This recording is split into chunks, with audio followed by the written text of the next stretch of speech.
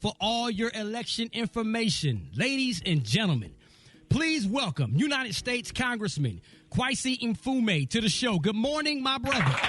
Good morning, brother. How are you? Man, we are blessed. Blessed and honored to have you. Now, we're going to jump right into this because over the weekend, Nancy Pelosi set a deadline for our stimulus package negotiations to help Americans out financially. Please tell us your thoughts on if we will be able to come to some sort of agreement.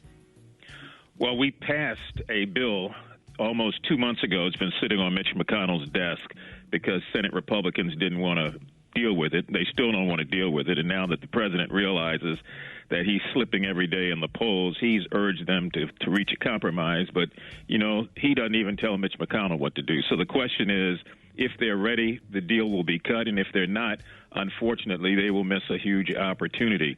I mean, when you think of the fact that people are dying every day because of the absence of any real effort to deal with this virus, when there are people who are facing a tsunami of evictions because that protection is running out, as well as foreclosures on homes, people who don't have jobs, some people who've been on unemployment now for 30, 35 weeks, you would think that a logical person would move to stimulate the economy by putting money into it so that the economy wouldn't fall flat. But they're playing a political game.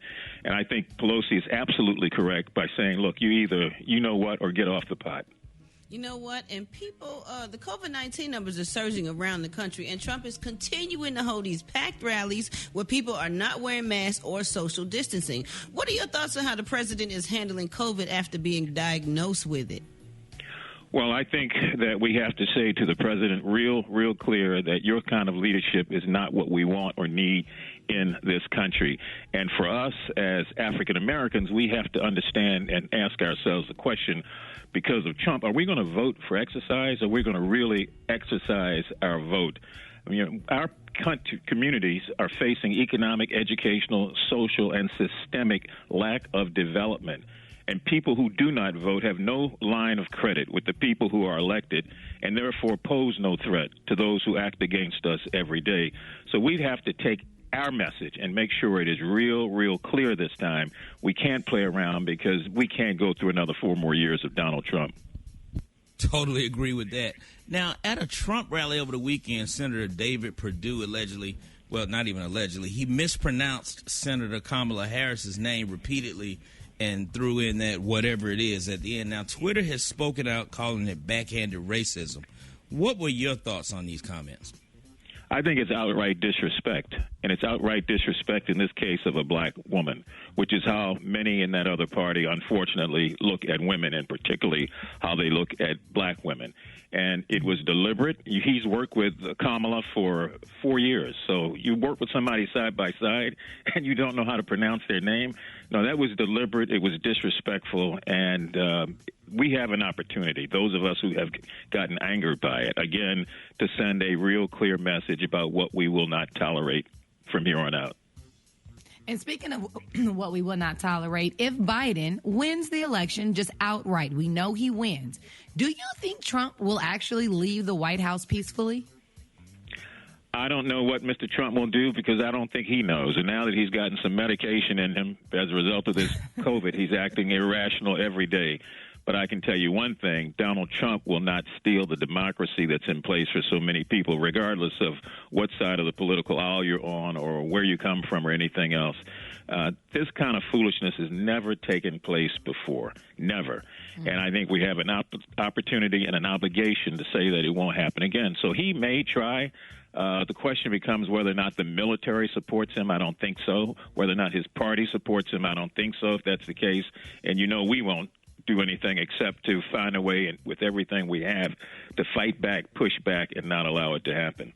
We're speaking with Congressman Kweisi Mfume, and before we let you go, we gotta throw it out there. What are your thoughts on the Ice Cube Platinum Plan situation? I think that the plan, as I understand it, first of all, he would tell you that it's not the Platinum Plan. He would say it was a contract with Black America. I don't want to get caught up in the language there, but let's just say the plan.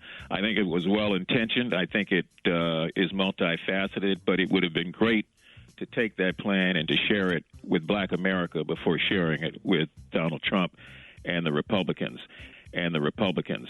and the Republicans. I say you do that for input from our community, to give notice to our community, for opinions from our community, and to get the support of our community.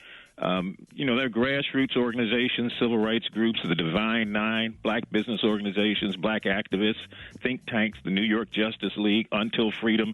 I could go on and on and on about all of the different aspects and groups within our community that could have had some real input prior to this going to the White House the way it did. So it may have been well-intentioned, but it was not rolled out, in my opinion, the right way, because now it's subject to all sort of debate and criticism, and we haven't moved the ball. And by the way, the Black Caucus provided Donald Trump with a plan very similar to that 2 days after he got inaugurated, and it has sat on his desk ever since. So if they wanted to do something, they would have done it by then.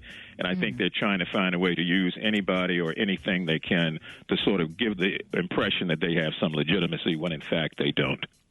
Wow, there it is. There it is. Ladies and gentlemen, give it up for Congressman Kweisi Mfume. Thank you for joining the show. We really appreciate your time, my man. Thank you. Please tell my fat brother I asked about him. Absolutely. Absolutely. Okay. Take care.